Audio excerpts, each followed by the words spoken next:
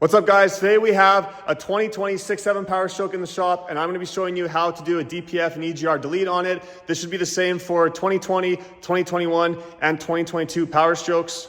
But before you delete your truck, make sure you know your local laws and stay in accordance with them. If this is illegal where you live, I don't recommend doing it.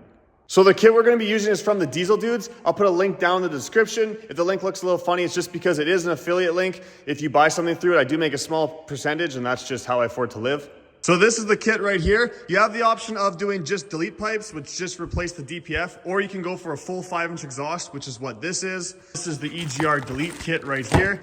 This bag contains the Commander tuner and all the parts for that. And then this is optional, but I do recommend getting it. This is a shibby plug kit. Basically all the sensors you disconnect, you can cap them with these dummy plugs just to keep water and corrosion out.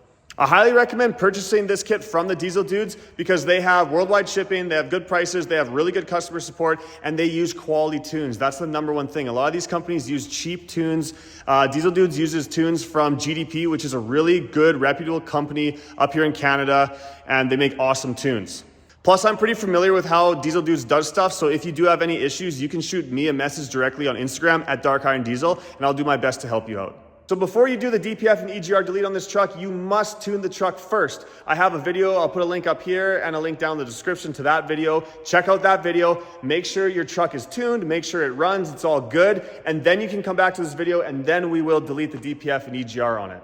The tuning is a little bit different on a 2022 Powerstroke, so the video I did is for a 2020 to 2021. I don't have a video yet for a 2022. When I do, I'll put that link down in the description, but the 2022 is a very similar process.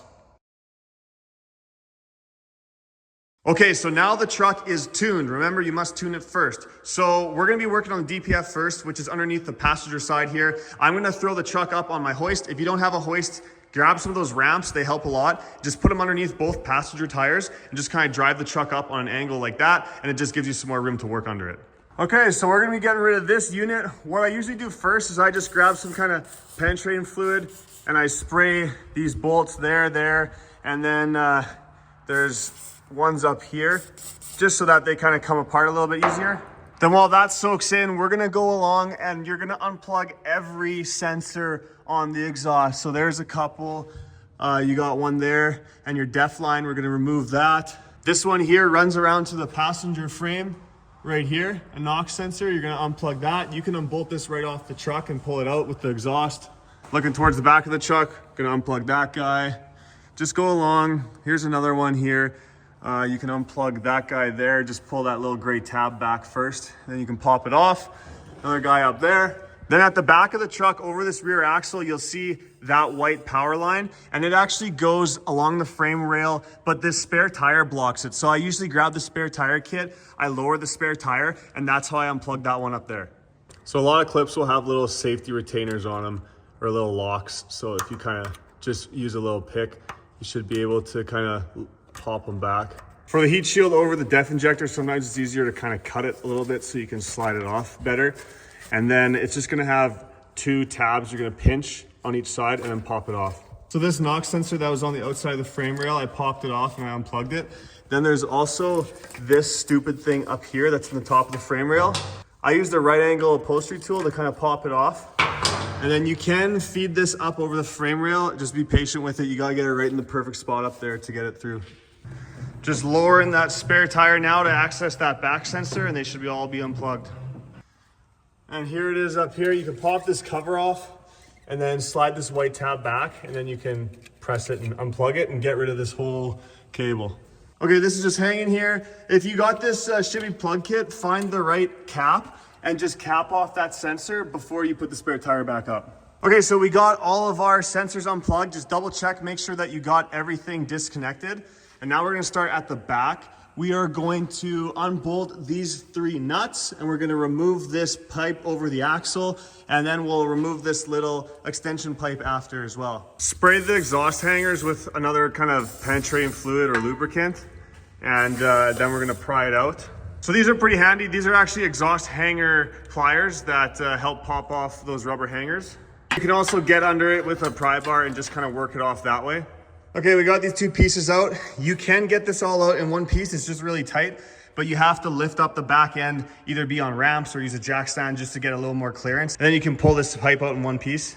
Now we just have one chunk left, this big chunk. So we're gonna go up here. Don't try to loosen these, they're welded, you can't. You have to go around to this side. Take these two bolts out, and then we're going to see this exhaust hanger right here. We're gonna unbolt it right there and there, and this is just gonna come with the truck. If we leave it on, there won't be enough room for it to come out. So take those two nuts off. And then yeah, basically same thing. You're gonna spray these down with WD-40 and you're gonna pry off the hangers and maybe get a friend to help you, but we're gonna drop this exhaust off the truck. Once you take these two bolts out, you'll notice it's still kind of stuck together. So if you just grab a hammer, there, it didn't even take much. But now this pipe is actually free. You can see the gap there. Okay, and we got it out. I did have a friend come help me lower it down. When I used to do these off the ground on ramps, I used to just put my knees underneath them and I'd lower them by myself, no problem. So what I'm gonna do now is I'm gonna take my shibby plug kit here and I'm just gonna go along and I'm gonna cap off all my sensors. If you don't have a plug kit, you can just tape them up or whatever you wanna do. And then we're gonna zip tie them all out of the way. Okay, everything has plugs. It's zip tied out of the way. Don't forget about this guy on the frame rail. I guess I should put a quick zip tie on that. But yeah, we're gonna go ahead and we're gonna get the new exhaust out and start putting that on. All right, so here's the exhaust. I'm just gonna kind of lay it out the way it goes. This is Vinny's favorite part because he usually just rips up all the cardboard. Hey, bud? So here's the exhaust all laid out. Make sure you slide this piece over top of the front pipe. It goes 4" to 5" right here. So one of your clamps is gonna be a 4" clamp and then the rest are gonna be 5" if you got the 5" exhaust. This piece here, the one that's beveled on both ends, that's where your muffler will go. Or if you got the straight pipe like this, that's where the straight pipe piece is. This piece is if you have a long box, you'll need that to fill it in. This goes over the axle and then this is your tailpipe. These should also come with some new bolts. These bolts are gonna be what you use to bolt the exhaust up to the downpipe. So putting the exhaust on will be fairly straightforward. I always start with the front pipe there. I put it on at the downpipe and then I just work my way to the back of the truck. And then once it's all done and hanging nicely, I start at the front and I start tightening all the clamps and I go all the way to the back. Yeah, it's pretty straightforward. So I'm gonna go ahead and slap this new exhaust on. All right, so we got the exhaust in. This is tight. We're working our way back. We got clamp, clamp, clamp, clamp all the way to the back. I did snug this first piece up a little bit because I was having a hard time keeping everything lined up with that front piece loose. And then another thing I will say is this truck has a fifth wheel right there. So sometimes if you're getting the 5" exhaust kits, sometimes they rub up here and you need to use a hammer just to kind of dent it in a little bit so it doesn't hit it. So this one was okay, but sometimes they do that. I'm just letting you know from past experiences. But yeah, 5" exhausts are way cooler, but they are a pain in the ass to get in sometimes. So now what I'd do is I'd start the truck and I'd go underneath it and I would just check for any exhaust leaks on any of the clamps. If those are good, then we are done the exhaust. I will be doing a video on reviewing this kit, like driving the truck after it's done. I'll put a link up here and a link in the description to that video. All right, I'm gonna go underneath and check for leaks. You can really hear that kind of rumble tune. Okay, so the exhaust is done. Now we can move on to the EGR. But first, a word from our sponsor, and the sponsor is me. I started selling merch. This is kind of one of the t-shirts. It's got a big logo on the back. Here's a couple designs we have on the site right now. There's some more too. These are just what I happen to be wearing today. This one's probably my favorite one. But I put a lot of time and effort into these videos to try to make them as straightforward as possible for you guys at home. So if the videos do help you out and you feel like showing your support, go to darkirondiesel.com and get some merch. So you don't have to delete the EGR if you don't want to. You can leave it on the truck. I mean, if you are able to, I recommend getting rid of it. But if you want to leave it on, that's fine. You do need to unplug a few sensors though. So I'm going to go through that right now. So the sensors that you need to unplug, regardless of if you're doing the EGR delete, is this one right here. You're going to pop this guy off.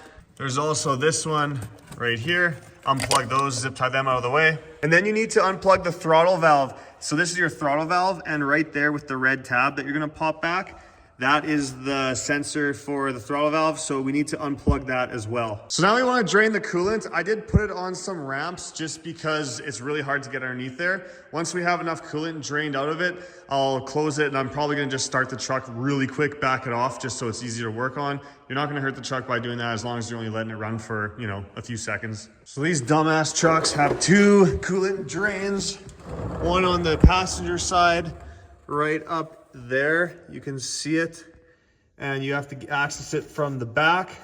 And then if we go over to the driver's side, there you can see the other one is right there. What you're gonna wanna do is turn it 90 degrees, and then you're gonna turn it an additional 90 degrees and pull out on it at the same time, and that should be all it is. They don't just thread in there, so don't try to just unscrew it. You don't wanna wreck it. I'm just kind of cleaning this side with some brake clean, just because the coolant will run down the frame, and hopefully this just tracks a little bit less debris in the pail. Pull the rad caps off to make it drain faster. Just be careful if the truck's hot. Here's the other one.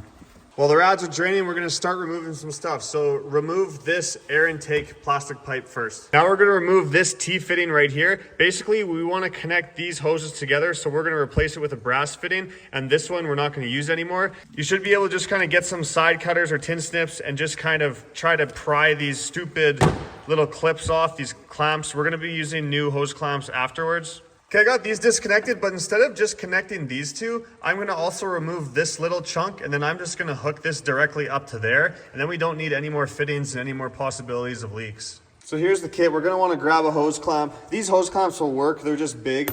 I have some smaller ones here, so I'm just gonna use a smaller one instead. Okay, and there we go. We got connected, and we got rid of some connections, so there's less chance of it leaking.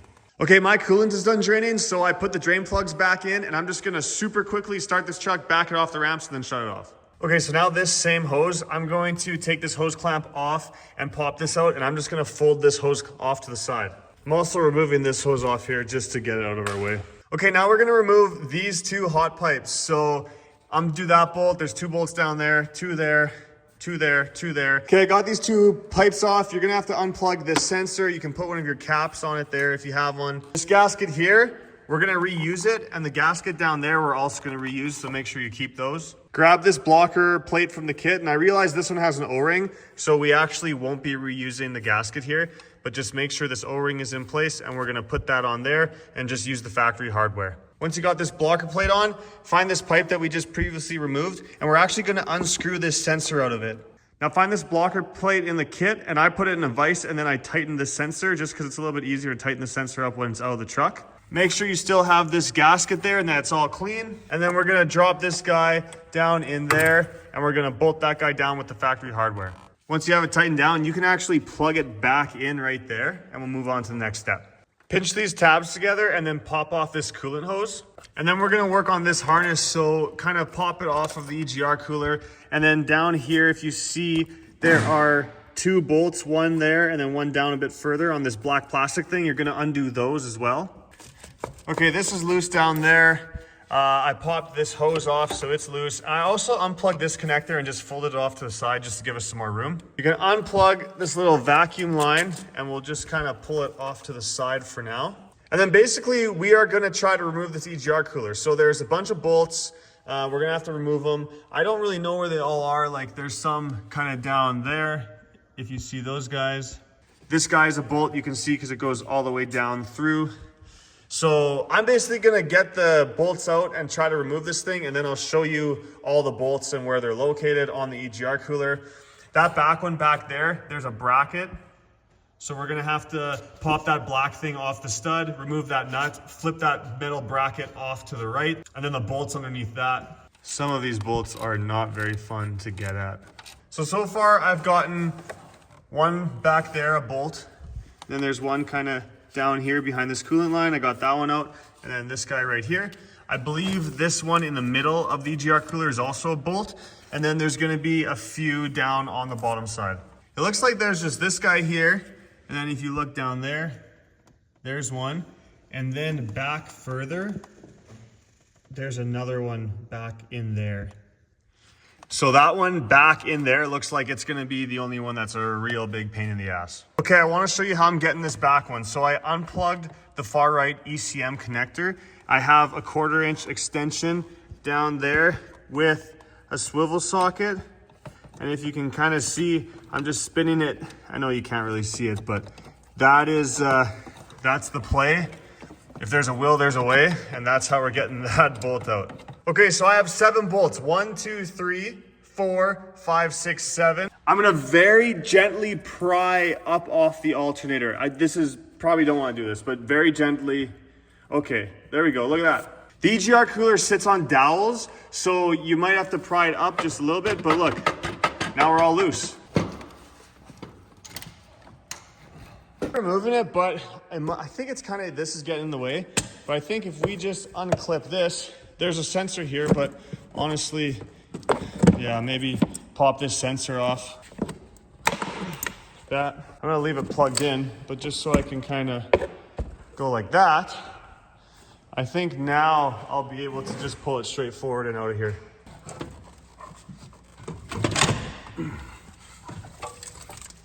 Okay, what I had to do to get it out was this connector here was plugged into this guy, and this was snapped into the side, and it wasn't giving it enough space, so I had to disconnect this and pop this out.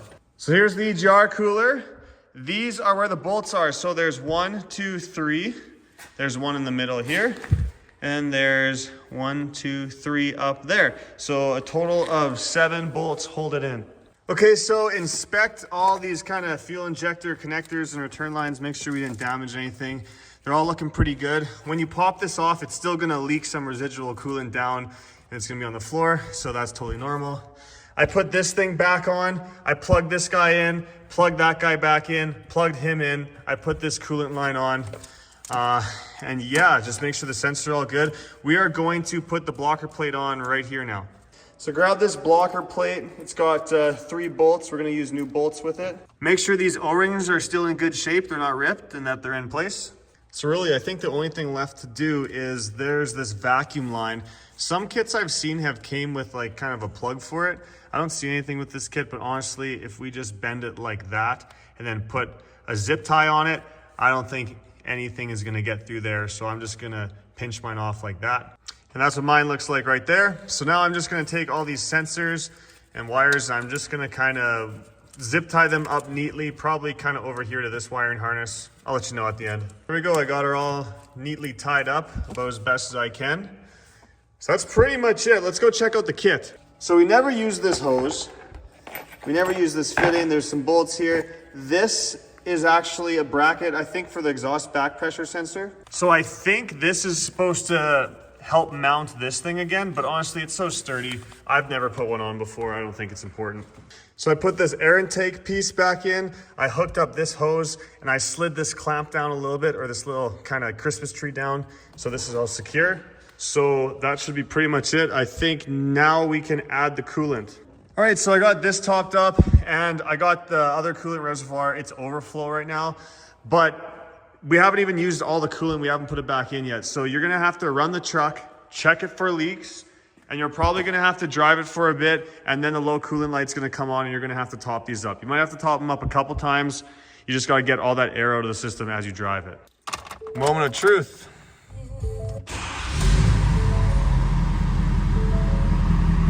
Oh yeah. Nice.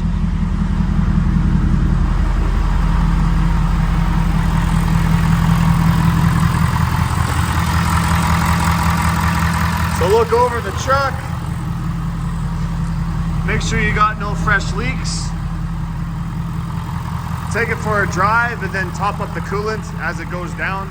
So that should be it for the video. I will be doing a review on this kit. I'll put a link up here and in the description to that video when it's uploaded. If you got questions, shoot me a message on Instagram at Dark Iron Diesel. I'll do my best to help you out and reply when I can. And if the video helped you out, please consider supporting the channel. Go to darkirondiesel.com, check out the merch. I'd love to see you guys repping it. But anyways, guys, thanks for watching, and we'll see you on the next video. I can't take no loss. I don't even know what it